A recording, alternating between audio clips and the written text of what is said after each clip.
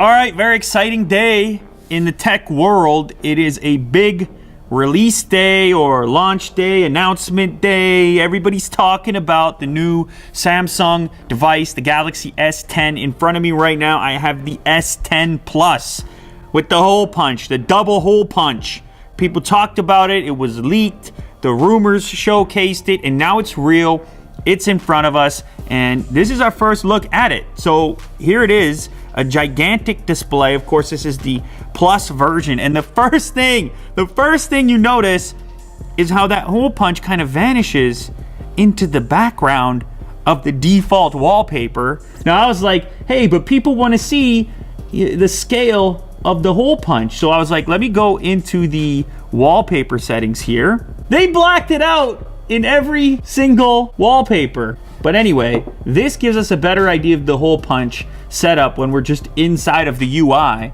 And you know, I don't know, it kind of fits into the top notification bar. It's the exact same height, which I don't mind. And of course, not having it in the center kind of moves it to a more a less utilized area of your screen real estate. So this is kind of going to be up to the individual in terms of how you compare this to a notch kind of scenario. But I guess at first glance, aesthetically speaking, you're used to having some noise up in the top corner because this is typically where this stuff lives. You know, your signal, battery life, and so on. So it does blend a little bit better than the center notch. Form factor wise, it's similar in scale to the current Plus series, the S9 Plus, though the back camera also received some upgrades. As you can see right here, we've got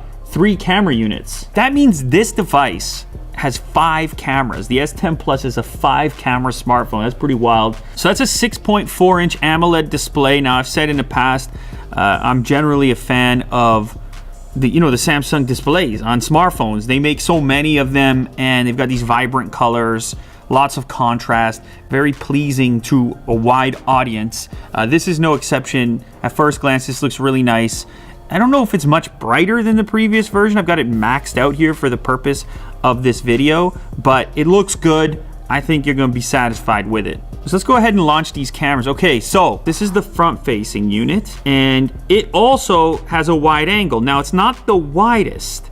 Maybe Kirk can pick this up real quick. So this is the wide, and that's the close. Nowhere near the field of view that the Pixel gives you, for example. This one, on the other hand, it gives you a quick bounce out. Slightly, you have the ability to probably fit 2 people in the frame, one there, but then on the typical focal range, that's what you're looking at. All right, let's do the selfie test real quick. What do we have? Should we just do a max beauty just for the... All right, max beauty, here we go. We got lips. What do we do to the nose? We shrink it? Or we make it bigger? Oh. That is freaky. Okay, this is on the big side. Are you seeing this, Kirk? Yeah. In real time? Yeah, do it again. Okay, that's big. We're shrinking it. Eyes? What do we do? Make those bigger? Okay. The chin? What would people want to do? Shrink that? The jawline. Oh. We're sucking in the jawline, folks. And the skin tone. Okay, here we go. This is max beauty. I'm going to try to look as pretty as possible here.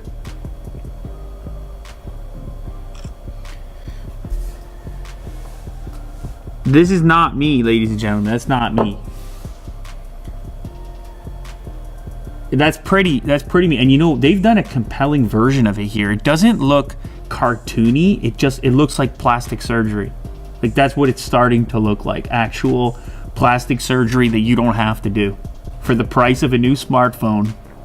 You get the old tuck, the old stitch and tuck. I'm gonna get rid of that. I don't know. It's not the best selfie I've ever seen, if I'm being honest. Now, when it comes to some of the post-processing stuff, that can change a little bit. Keep in mind, this is an initial hands-on scenario. So maybe we can pick up a bit more detail, maybe some more contrast in the way that the image is processed. But right now, I've seen selfies I like better. I just noticed a cool animation. Watch the top camera unit when I click back. Did you see that? There's like a little light effect around the hole punch. Boom. Fancy. I do have to say, the feel, I mean, I hate it when people say that it feels good in hand. It does though. This one actually, it doesn't feel like a huge phone. It's rather narrow. It's obviously slim, and I kind of like holding it, to be quite honest. I should take you around the device real quick because I just noticed we still have a headphone jack. That's going to be a bonus for a lot of people. I'm glad they did that. I mean, you have a big device, you have the room for it. Now you got some extra versatility. You need to plug a standard set of headphones in. The jack is there. I really don't need to tell you. Of course, Type-C connector as well. Quick charge capable. On the rear, it's looking like we have the 3-lens, 3-zoom situation. So the default in the center shows 2 trees. That's representative of the focal range. Of course, we can zoom in further. That's a nice looking image. And then wider, this is a 0.5 zoom, so that's pretty wide. I'm into that. Okay, so that's the wide lens. Standard 1x focal range, and then the zoom. So as you can see there, the AI picked up that it's a face, that it's a portrait, and it made various automatic adjustments. Okay, cool. So now we'll just show you all 3. Ooh, that's pretty nice. Okay, so that's the zoomed in mode. That kind of turned out well. That's the medium or standard focal range, and then that's the wide. The wide is quite wide. I'm a fan of that actually. And it barely even juts out in this case. Like that thing, look at that. That lays pretty flat. I mean, completely flat, really. That's impressive for a camera module housing a 3-camera setup, including something that wide. I'm kind of happy about that. All right, staying in the camera modes, you can see there's also a pro mode, which gives you all kinds of access, ISO, f-stop. You can control autofocus, white balance. I mean, everything you would expect in a pro camera is in there. That's nice to have.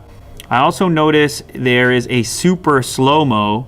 It captures 0.4 seconds. Okay, let's give this a shot. Super slow-mo is always fun. Oh man, is it going right now? Yeah. Holy. That's 0.8 seconds of actual video. Wow, okay. Yeah, I mean, that's super slow-mo.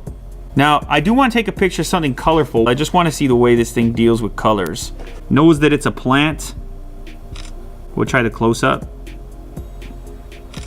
You know what, man? Again, this is initial interpretation, but this rear camera is looking real nice right now. Look at the detail over here. Wow. That's looking like that's gonna be a real performer on the rear camera. Another thing I was curious about, specifically with this cutout design when compared to the notch, is like, what's it gonna do in video mode? Obviously, people watch a lot of YouTube, a lot of video on their smartphone. So here you can see in the YouTube app what happens during navigation. Fits into the notification bar, but it also looks like the notification bar itself is fatter than it would normally be to accommodate the hole punch setup. So you lose a little bit of screen real estate there. Now, so that's zoomed in on the YouTube video player, and this should give you an idea of how that hole punch is gonna look when you have a full screen video playing. Yeah, it can interfere a little bit. And then you're like, that little area around the outside of it, is that really useful to have that? Is that even, that's not even a millimeter of extra screen real estate like that you're barely using. Of course it looks cool, it seems futuristic, but strictly from a utilitarian standpoint, is that really that useful? I don't know if this is the future of designs. It really feels to me like this is a stopgap to the eventual no cutout, no notch situation. I mean, we've of course seen slider situations, motorized camera pop-ups for front-facing cameras. This just happens to be the latest incarnation, but I think a lot of it is kind of just a novelty factor in general. One thing I will say is that this is going to make people feel like they really have a new device. Like, that's what that ends up feeling like, is that this is a new thing.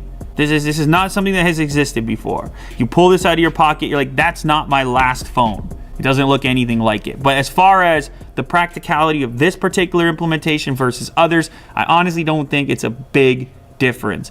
But then again, I'm a guy who, on notch phones, I turn it off. I just black it out. So I kind of find them all a bit offensive. At least here, they are giving you 2 front camera options. So you're getting 2 lenses. So there's a bit of a payoff, a bit of a trade-off. You get 1 wide angle, 1 standard. So you get some extra equipment in exchange for that cutout. Oh.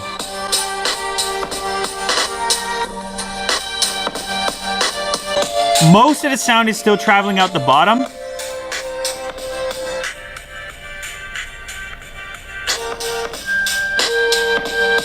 It's a good sounding smartphone. I'm into it. It's a good sounding smartphone. They thought about it. Just so we have a comparison. And let's try that Dolby thing again, see if it did any enhancing for it.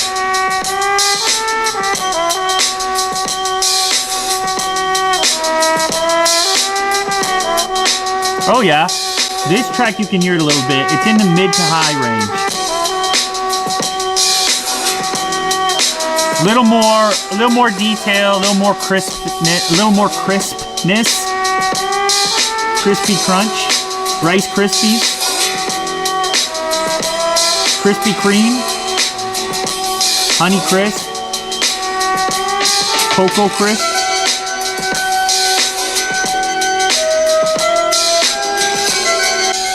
You know what? This is a nice little package. Okay, this is not going to be cheap though. Holy smokes, this is not going to be a cheap device. Be prepared to get up to that $1,000 range if you think you're an S10 Plus kind of person. Battery information.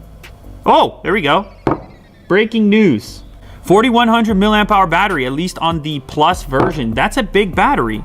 So I think people are gonna be happy with that. You got some quick charge. You got the latest Snapdragon. It sounds good. It looks good. It's got a lot more in the camera department than the previous version.